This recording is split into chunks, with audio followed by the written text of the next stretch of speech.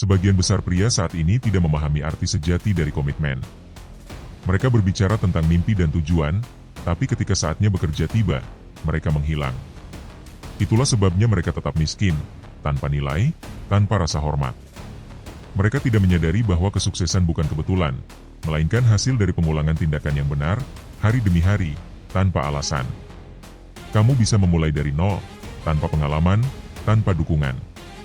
Tapi jika kamu hadir setiap hari, dengan disiplin dan konsistensi, pada akhirnya kamu akan menang. Karena hidup selalu memberi ganjaran kepada pria yang tidak menyerah. Masalahnya, orang lemah selalu mencari alasan. Mereka berkata, aku sudah mencoba, aku sudah melakukan yang bisa. Namun ketika kamu melihat minggu mereka, kamu menemukan jam-jam terbuang di media sosial, bersenang-senang, melakukan hal yang tidak berarti. Dan ketika kamu menunjukkan kesalahan mereka, mereka tidak mau mengakuinya. Mereka lebih suka menyalahkan kelelahan, keadaan, atau keberuntungan. Tapi pria sejati tidak hidup seperti itu. Pria sejati tahu bahwa tidak ada jaring pengaman, dan jika dia tidak bertarung, dia akan binasa. Dunia menghormati hasil, bukan alasan. Prajurit yang hadir setiap hari, bahkan ketika lelah, akan selalu mengalahkan orang yang hanya bergerak saat sedang bersemangat. Ini adalah kompetisi murni. Pria melawan pria. Dan di arena ini, pemenangnya adalah dia yang memiliki disiplin, kendali diri, dan prinsip yang kokoh. Pria sejati tidak dikuasai oleh perasaan yang lewat, dia hidup berdasarkan nilai-nilai yang tidak bisa dipatahkan. Aku mungkin bangun dalam keadaan lelah, sedih, atau bahkan tertekan, tapi tebak apa? Aku tetap akan berdiri dan bekerja. Kenapa? Karena itu adalah kewajibanku terhadap diriku sendiri. Perasaanku tidak mengendalikan tindakanku. Kamu tidak akan sampai kemanapun jika hanya duduk dan mengasihani dirimu sendiri. Tidak ada kemenangan tanpa penderitaan, dan tidak ada kekuatan tanpa rasa sakit. Pencapaianmu berharga karena kamu memperolehnya dengan keringatmu, bukan karena jatuh dari langit. Ketika seseorang berkata kepadaku, tapi ini sulit, aku menjawab, tentu sulit, memang seharusnya begitu. Jika kamu tidak sanggup menanggung pertempuran, maka terimalah hidup sebagai orang lemah tanpa nilai, bayangan yang lewat dan dilupakan, pria yang tidak meninggalkan jejak apapun. Tapi jika kamu ingin naik lebih tinggi, jika kamu ingin menjadi seseorang yang diperhitungkan, berhentilah mengeluh dan mulailah bergerak. Kelilingi dirimu dengan pria pemberani, bangun jaringan yang kuat, dan milikilah keberanian. Keberanian bukan sesuatu yang kamu lahirkan bersama, ia dibangun, batu demi batu, dengan disiplin dan ketahanan.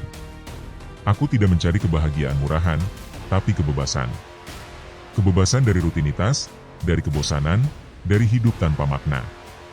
Dan kebebasan itu tidak diberikan, ia direbut melalui kerja keras yang brutal. Menjadi pria berarti memilih jalan yang sulit. Semua orang mengharapkanmu untuk menjadi kuat, bijak, karismatik, sukses, berwibawa, dan dihormati. Kamu harus mampu menanggung tekanan dan tetap melangkah setiap hari. Kamu harus naik level di setiap aspek, fisik, mental, spiritual, dan finansial. Hidup ini adalah medan perang, seperti permainan di mana kamu harus mengisi setiap kotak sampai penuh. Dan ketika kamu mencapai tingkat itu, di sanalah kesenangan sejati dimulai. Kamu bisa punya uang, pengaruh, bahkan kekuasaan, tapi jika kamu tidak menghormati dirimu sendiri, semua itu tidak akan berarti apa-apa. Banyak pria bertanya, bagaimana caranya agar wanita menghormatiku? Itu bukan pertanyaan yang benar. Pertanyaan yang seharusnya kamu ajukan adalah, bagaimana aku bisa menghormati diriku sendiri terlebih dahulu? Tidak ada yang akan memperlakukanmu dengan hormat jika kamu berjalan seperti pria tanpa nilai. Jika para pria saja tidak menghormatimu, apakah kamu pikir para wanita akan melakukannya? Tentu tidak. Rasa hormat dimulai dari dirimu sendiri, dari disiplinmu, dari kemampuanmu mengendalikan diri sebelum hal lainnya. Sistem yang kita jalani hari ini dirancang khusus untuk menghancurkan inti kejantananmu, terutama di dunia barat. Mereka ingin kamu lemah, patuh, Buddha yang membayar pajak tanpa pernah mengangkat kepala. Kebahagiaanmu tidak penting bagi mereka. Yang mereka inginkan hanyalah agar kamu tetap tanpa kekuatan. Satu-satunya jalan keluar adalah bangun dan ambil langkah besar. Gunakan alat yang sama yang mereka pakai melawanmu. Internet, misalnya, mereka menggunakannya untuk mencuci otak orang. Tapi kamu harus menggunakannya untuk belajar, membangun dirimu, dan menciptakan jaringan yang membebaskanmu dari perangkap mereka. Ingat, Kamu adalah cerminan dari 5 orang terdekatmu. Jika kamu menghabiskan waktumu dengan orang gagal, kamu akan menjadi seperti mereka. Jika kamu cerdas, kamu akan memilih lingkaranmu dengan ketat, hanya mengizinkan pria yang berjuang dalam pertempuran yang sama untuk masuk. Maskulinitas sejati sedang diserang hari ini. Mereka berkata padamu, jadilah lemah, tunjukkan emosimu setiap saat. Tidak, saudaraku. Kebajikan sejati adalah pengendalian diri, menjadi pria yang kuat, teguh, dihormati, dan memiliki nilai sejati. Ingin menangis? Menangislah. Aku tidak peduli. Masalahnya adalah sistem ingin kamu hidup di bawah kendali emosimu. Karena mereka tahu, sebagian besar waktu, kamu tidak akan merasa ingin melakukan hal yang harus dilakukan. Tapi kejantanan sejati selalu berbeda. Pria-pria yang terhormat melakukan hal-hal yang tidak ingin mereka lakukan. Mereka melakukannya karena itu kewajiban mereka. Dan begitulah cara pria sejati menang. Ketika kamu mencabut disiplin dari seorang pria, kamu tidak hanya membuatnya lemah, kamu membuatnya berbahaya. Pria tanpa disiplin adalah bom waktu. Mari kita realistis, wanita cantik itu banyak. Tapi pria yang kuat, cerdas, dan bernilai tinggi, itu langka. Dan pria seperti itu memiliki lebih banyak pilihan daripada wanita tercantik sekalipun.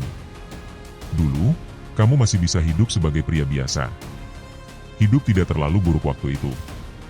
Tapi hari ini, pilihan itu sudah berakhir. Masa depan sudah tiba. Jika kamu tidak mengejar keunggulan, jika kamu tidak bergabung dengan jaringan pria-pria pemenang, hidup akan menghancurkanmu. Menjadi biasa, hari ini sama saja dengan menerima hukuman mati. Kamu harus naik level, atau tenggelam. Sebagai pria, kamu tidak punya pilihan lain, bangun dirimu. Naikkan nilaimu. Berjuang sampai puncak. Jalannya mungkin sulit jika kamu bukan siapa-siapa. Tapi kebenarannya adalah, setiap pria, dengan kerja yang cukup keras, bisa menjadi pria bernilai tinggi. Itulah cahaya di ujung terowongan. Namun cahaya itu hanya muncul jika kamu bangkit, dan membuatnya terjadi. Apa artinya menjadi pria dengan nilai sejati? Itu bukan sekadar kata-kata atau penampilan luar, tetapi tentang kemampuan, moral, dan keberanian. Ada tanda-tanda yang jelas. Bentuk paling sederhana dari nilai tinggi seorang pria adalah kemampuannya untuk melindungi orang-orang di sekitarnya dan menanggung tanggung jawab ketika diperlukan. Tidak peduli berapa banyak uang yang kamu hasilkan, atau mobil apa yang kamu kendarai, banyak wanita, dan bahkan kehidupan itu sendiri, menghormati pria yang menunjukkan keteguhan dan kemampuan untuk menjaga orang yang ia cintai. Hari ini, kita melihat banyak pria yang telah kehilangan kepercayaan diri mereka. Kita bisa menyalahkan banyak hal, tapi di balik semuanya, ada satu akar utama. Ketakutan. Takut mengambil risiko. Takut menghadapi rasa sakit. Takut untuk tumbuh dan menjadi dewasa. Topeng tidak cukup. Untuk menjadi pria bernilai sejati, kamu harus melalui pengalaman nyata. Kamu harus menghadapi kesulitan, belajar dari luka, dan keluar darinya sebagai sosok yang lebih kuat. Orang yang berpura-pura kuat tanpa pernah diuji oleh penderitaan hanya hidup dalam ilusi kekuatan. Rasa hormat yang sejati datang dari mereka yang menghadapi tantangan, bertahan, dan mengubah penderitaan mereka menjadi kekuatan. Kisah sulitmu bukanlah hukuman, melainkan bahan mentah yang bisa kamu bentuk. Gunakan itu untuk membangun karaktermu, dan jadikan ia bahan bakar untuk kemajuanmu. Itulah jalan menuju rasa hormat, dan untuk menjadi pria yang benar-benar bernilai. Bagi mereka yang mengatakan bahwa mereka kekurangan motivasi, izinkan aku berbicara dengan jelas. Hidup tanpa tantangan itu membosankan. Apakah kamu benar-benar berpikir bahwa duduk tanpa melakukan apapun dan hidup di tingkat rata-rata itu menyenangkan? Aku pernah berada di sana, tanpa uang, tanpa tujuan, mengangkat kotak es dan bertanya pada diri sendiri, apa yang sedang aku lakukan dengan hidupku? Sebelum media sosial muncul, aku mendorong diriku hingga batas terjauh, berlari jarak jauh, berlatih selama berjam-jam, bertarung, lalu pulang dengan tubuh yang sepenuhnya lelah. Hanya saat itu aku bisa tidur dengan tenang. Rasa frustrasi selalu ada. Melihat mobil-mobil mewah sementara aku bahkan tidak punya cukup uang untuk hidup membuatku marah. Tapi kemarahan itulah yang mendorongku untuk bergerak. Sementara banyak orang menerima hidup apa adanya, aku bertekad untuk tidak puas dengan kenyataan. Ini bukan tentang depresi atau keputusasaan, ini tentang kesiapan untuk memberikan segalanya demi mengubah takdirmu sendiri. Ketika kamu benar-benar sadar bahwa kamu tidak ingin hidup biasa-biasa saja, keputusanmu menjadi sederhana, bangun kekayaanmu sendiri. Aku tidak berbicara tentang penghasilan sementara, tetapi tentang hidup dari pencapaianmu secara berkelanjutan. Langkah pertamanya adalah berpikir dengan strategi. Jadilah seperti pemain catur, rencanakan setiap langkahmu, buat strategi yang jelas untuk mencapai tujuanmu. Itulah cara untuk mengubah frustrasi menjadi tindakan nyata, dan tindakan itu menjadi hasil yang sesungguhnya. Kenyataannya adalah ini, pria paling berbahaya bukanlah mereka yang tahu cara bertarung, melainkan mereka yang tidak pernah belajar mengendalikan api di dalam diri mereka. Setiap pria dilahirkan dengan kekuatan dan gairah. Namun jika ia tidak belajar untuk menguasainya, kekuatan itu bisa menghancurkan dirinya, dan orang-orang di sekitarnya. Masyarakat hari ini mencoba melembutkan para pria, mengatakan bahwa tidak apa-apa untuk selalu meluapkan emosi, menangis tanpa henti, atau kehilangan kendali atas perasaan. Itu adalah kesalahan besar. Mengendalikan emosimu bukan berarti kamu dingin. Sebaliknya, itulah kekuatan sejati. Ketika pria bertindak tanpa disiplin emosional, hasilnya adalah kekacauan, kekerasan di jalanan, perkelahian, bahkan tragedi di sekolah-sekolah. Pria yang tidak belajar mengendalikan amarah dan frustrasinya menjadi ancaman, bagi dirinya sendiri dan bagi dunia di sekitarnya. Keteguhan bukan berarti menolak perasaan, tetapi bertindak dengan tanggung jawab meskipun emosi itu ada. Kamu punya kewajiban, kamu punya tanggung jawab, hadapilah, dan lakukan hal yang benar, apapun yang kamu rasakan di dalam. Kendali diri tidak hanya membuatmu lebih kuat, tetapi juga membuat dunia menjadi tempat yang lebih aman. Maka, latih tubuhmu, jaga pikiranmu, dan terus maju bahkan di saat tersulit. Itulah cara untuk menguasai hidupmu, dan mengendalikan lingkunganmu. Inilah kenyataannya. Jika kamu bukan pria yang kompetitif, kamu akan merasa kosong dan frustrasi. Bukan berarti kamu punya masalah mental, tapi karena kamu sedang kalah dalam dunia yang hanya menghargai kerja keras dan keteguhan. Kamu harus melangkah ke depan dan menjadi pesaing sejati. Itu tidak akan mudah. Akan sulit, menyakitkan, dan penuh tantangan. Namun begitu kamu mencapai tingkat keunggulan dan menguasai hidupmu sendiri, hidup mulai terasa bermakna. Jutaan anak muda melihat kisahku dan menyadari bahwa seseorang yang memulai dari nol, dalam keadaan yang sangat berat, bisa bangkit dan membangun masa depannya sendiri. Itu memberi mereka harapan. Jika kamu bekerja keras, fokus, dan tidak menyerah, kamu juga bisa menang. Pesan yang ingin kusampaikan bukanlah ancaman, tetapi pesan kekuatan dan keunggulan. Setiap kisah sukses, setiap perjalanan pahlawan, selalu mengikuti pola yang sama. Seseorang yang tampak lemah, gagal, tersesat, namun melalui disiplin dan perjuangan, ia berubah menjadi kekuatan positif bagi lingkungannya. Menolak pesan seperti ini berarti merampas inspirasi yang dibutuhkan generasi muda. Tujuanku sederhana, mengatakan kebenaran, bahwa hidup ini tentang menghadapi kenyataan, tentang bersaing, bekerja keras, dan terus berkembang. Itulah yang benar-benar penting. Saudaraku, tentu saja ada orang-orang di luar sana yang berhasil, yang memiliki segalanya. Mereka sukses, dan kamu belum sampai ke sana. Tapi siapa yang bertanggung jawab? Kamu sendiri. Hal paling indah dari menjadi seorang pria adalah kamu bisa membangun dirimu dari nol. Tak seorang pun terlahir dengan nilai, kita semua mulai dari halaman kosong. Aku memutuskan untuk menjadi pahlawan, mengendarai mobil mewah, hidup dengan tujuan, dan aku meraihnya dengan kerja keras. Tak ada yang memberikannya kepadaku. Kamu pun bisa memilih jalanmu sendiri. Jika kamu ingin menjadi musisi, memainkan gitar dan menginspirasi orang lewat musikmu, lakukanlah. Jika kamu ingin berlatih keras dan bersaing di dunia olahraga, itu keputusanmu juga. Yang penting adalah kamu bergerak dan menjadikan mimpimu kenyataan. Hidup memang sulit dan penuh tantangan, tapi justru itulah yang membuat seorang pria bernilai. Kamulah yang menentukan siapa dirimu. Aku mendorong setiap pria untuk melihat dirinya di cermin dan berkata, sekarang aku bukan siapa-siapa, tapi aku bisa menjadi siapapun yang kuinginkan. Jangan menyerah pada dirimu sendiri, kamu punya kekuatan untuk berubah. Kesulitan yang kamu alami hari ini adalah latihan untuk masa depanmu. Jika kamu tidak menghadapi ujian sekarang, kamu akan runtuh ketika kehidupan benar-benar menantangmu. Jadi, ubahlah rasa sakitmu, kekecewaanmu, dan frustrasimu menjadi bahan bakar. Gunakan kesedihan, depresi, dan kehilangan cintamu sebagai dorongan untuk bangkit. Berhenti menyia-nyiakan waktu. Bangkit. Berlatih. Bangun dirimu. Dan pastikan hal-hal yang pernah melukaimu tidak akan pernah terjadi lagi.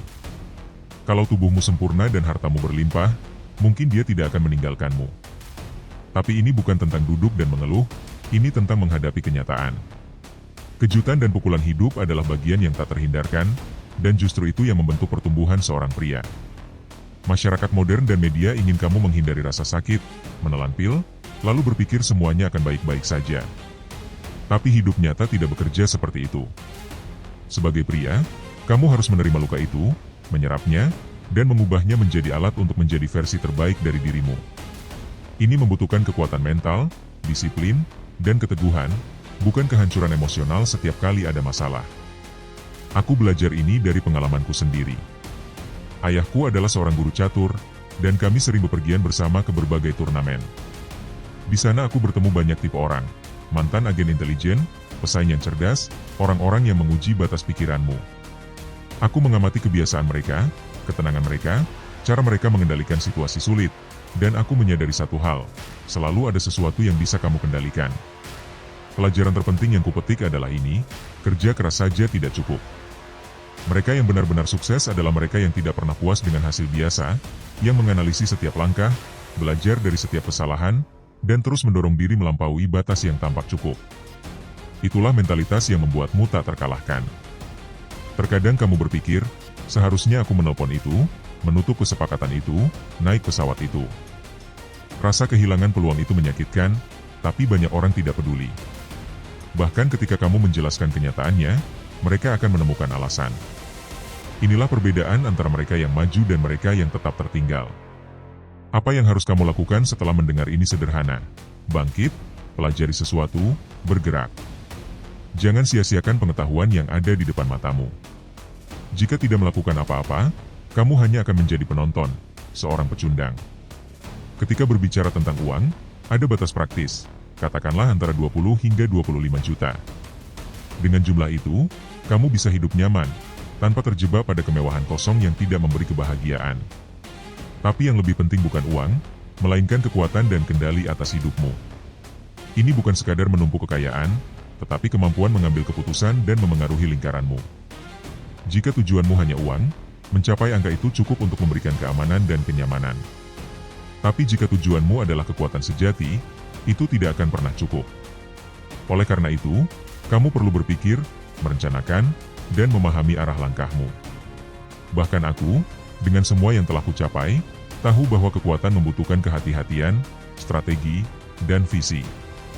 Inilah perbedaan antara sekadar bertahan hidup dan benar-benar mengendalikan takdirmu. Mereka mencoba membeliku dengan uang, kontrak, dan janji-janji, memintaku untuk diam dan bergabung dengan mereka. Tapi aku tidak akan menjual prinsipku. Mereka duduk di sana, terkejut dengan pengaruhku, dan mencoba mengendalikanku. Jika itu tidak berhasil, mereka beralih ke tuduhan, penjara, atau bahkan kecelakaan. Hal ini mengajarkanku sesuatu yang penting. Kamu harus tahu sejauh mana kamu bisa menekan keadaan, di mana batasnya, tapi jangan pernah mengkhianati nilai-nilaimu. Setiap langkah yang kamu ambil, setiap keputusan yang kamu buat, menentukan siapa dirimu dan bagaimana kamu memengaruhi dunia. Bahkan di momen-momen paling sulit dan aneh selama pandemi, aku tetap teguh pada posisiku. Dari perjalanan yang rumit hingga situasi yang membingungkan, semua itu menjadi pengingat, hidup yang nyata menuntut keteguhan, disiplin, dan tidak membiarkan siapapun mengendalikan pikiranmu. Prinsipmu dan kendali atas dirimu sendiri adalah kekuatanmu yang sebenarnya. Aku melihat mereka dan berpikir, saudaraku, kamu bekerja di perusahaan yang tidak akan peduli jika kamu mati besok, tapi kamu peduli apakah aku memakai masker atau tidak? Jika aku bekerja di pom bensin dan seseorang melakukan hal aneh, aku tidak akan peduli. Tapi orang-orang ini sudah diprogram untuk mengikuti aturan tanpa berpikir. Inilah mentalitas budak, taat tanpa bertanya. Terus terang, kita memang membutuhkan sebagian orang seperti itu, karena merekalah yang melakukan pekerjaan membosankan yang tidak diinginkan orang lain. Namun selama pandemi, robot-robot ini mulai berpikir bahwa mereka bisa memerintahku tentang apa yang harus kulakukan. Sekarang semuanya sudah kembali normal, tapi kenyataannya tidak semua orang siap untuk kebebasan. Yang berbahaya adalah bahwa mentalitas budak bukan sekadar konsep, itu telah menyebabkan beberapa kejahatan terburuk dalam sejarah. Orang-orang yang menaati perintah tanpa berpikir bisa menimbulkan kekacauan nyata. Inilah pertempuran yang kuhadapi, ini bukan sekadar permainan. Ketika kamu bertindak seperti boneka dan mengikuti perintah tanpa berpikir, kamu mulai membenci orang lain tanpa alasan. Sejarah penuh dengan hal seperti itu. Itulah mengapa aku berbicara tentang Matrix. Kebanyakan orang hidup dalam realitas buatan, mempercayai apapun yang dikatakan berita kepada mereka, terjebak dalam versi palsu dari dunia ini. Tujuan dari ilusi ini adalah untuk membuatmu tetap teralihkan dan terbatas, agar kamu tidak terbangun dan mulai berpikir sendiri. Karena itu, kamu akan menjalani hidupmu bekerja demi gaji, membayar pajak sampai akhir hayatmu. Inilah konspirasi Matrix. Mereka menggunakan tubuhmu, mengendalikan pikiranmu, dan membuatmu bekerja seperti budak sampai kamu tidak berguna lagi. Itulah kenyataan bagi banyak orang. Pertanyaannya adalah, mengapa kita melawan Matrix? Karena, saudaraku, perjuangan itu tak terelakkan. Kau hanya punya dua pilihan, melawan sistem dan mempertanyakan apa yang diberikan kepadamu, atau menerima semuanya tanpa berpikir dan akhirnya berperang melawan dirimu sendiri. Tidak ada jalan tengah. Jika kamu orang dewasa yang mempercayai berita tanpa berpikir kritis, kamu akan berakhir depresi, hancur, dan putus asa. Aku tidak akan menerima apapun yang merampas kekuatanku. Jika kamu berada di rumah yang katanya berhantu dan kamu percaya pada hantu, kamu akan takut.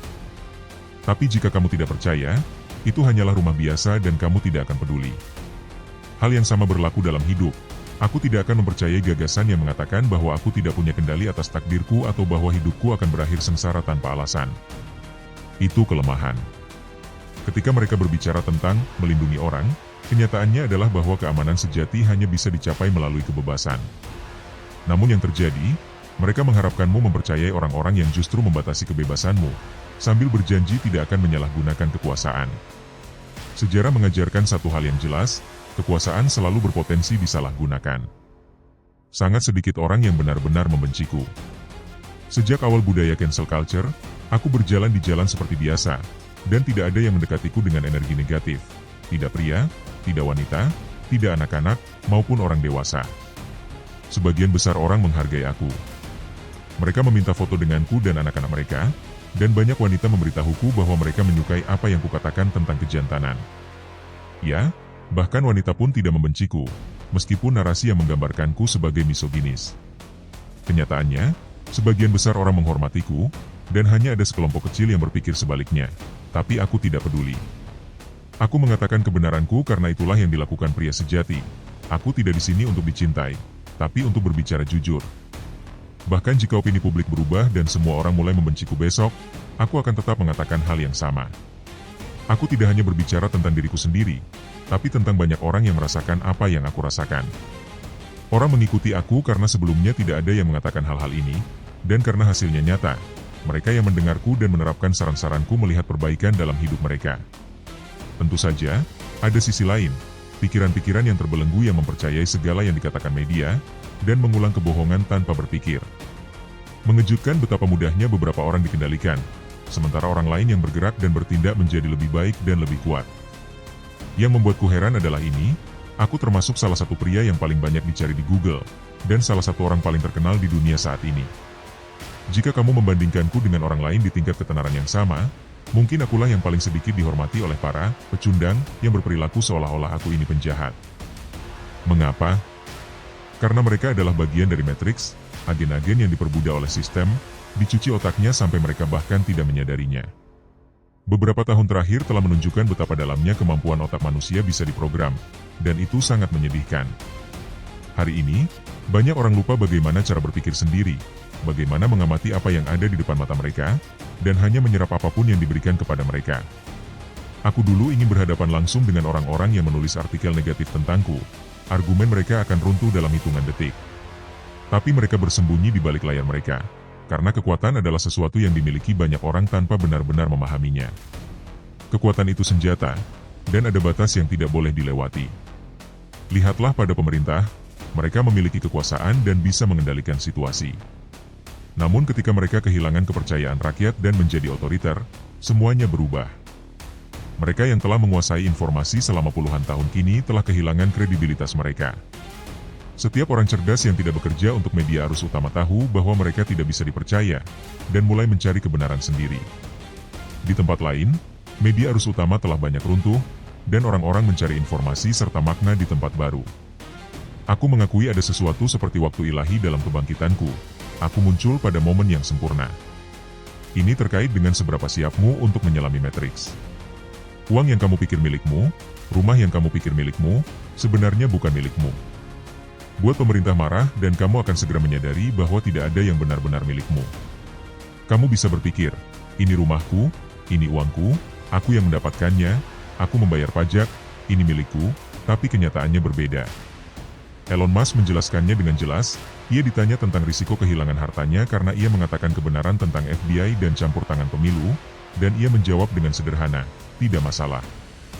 Kamu akan sampai pada titik di mana menyadari bahwa lebih mudah untuk tidak memiliki apapun. Kamu tidak benar-benar perlu memiliki sesuatu. Kamu menjadi kaya dan kuat cukup untuk menyewa apapun yang kamu inginkan. Jika kamu ingin tinggal di London selama 20 tahun, aku akan menyewa suite presiden di Dorchester Hotel saja.